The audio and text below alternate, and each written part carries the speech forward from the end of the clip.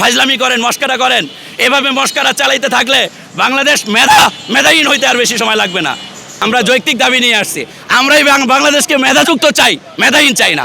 আপনারা যদি এটাকে প্রশ্রয় দিতে থাকেন, একটা সময় বাংলাদেশের প্রতিটা স্তরে দেখবেন শুধু মেধাহীনে ভরা।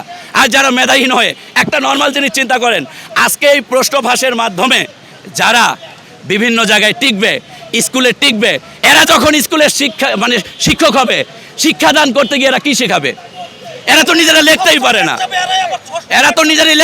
না, এরা যারা লিখতে পারে না তারা আপনার বাচ্চারে কি পড়াবে? আমি তো মনে করি এই আন্দোলন শুধু বেকারদের না, এই আন্দোলন পুরো বাংলাদেশের প্রতিটা মানুষের। কারণ আপনারও তো সন্তান একদিন প্রাইমারি স্কুলে যাবে, যে প্রাইমারি স্কুলে আপনি আপনার বাচ্চারে পাঠাবেন, ওই প্রাইমারি স্কুলে যদি প্রশ্ন ফাঁসকারী কোনো শিক্ষক থাকে, তাহলে সে আপনার বাচ্চারে কি শিক্ষাদান দিবে?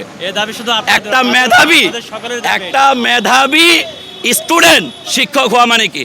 সে মেধাটাকে ছড়িয়ে দিবে, সেই স্কুলে ভালো শিক্ষা প্রদান করবে। কিন্তু বিনিময়ে আমরা কি পাচ্ছি?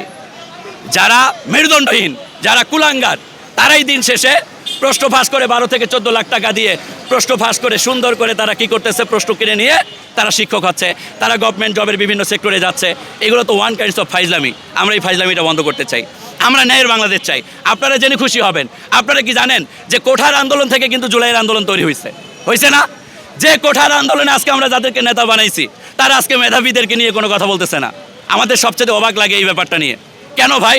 কোঠার আন্দোলন থেকে জুলাইয়ের আন্দোলন তৈরি, আজকে এই মেধাবীরা বঞ্চিত হচ্ছে, অথচ এদের পক্ষে কথা বলার মতো কেউ নাই। আপনারা দেখবেন যে একটা সময় এভাবে যদি আপনারা চলতে দেন, একটা সময় পুরো বাংলাদেশ মেধাহীন হয়ে যাবে। যদি মেধাযুক্ত বাংলাদেশ চান, মেধাবীদের বাংলাদেশ চান, তাইলে সবাইকে অনুরোধ করব, সবাই এই আন্দোলনে যোগ দেন।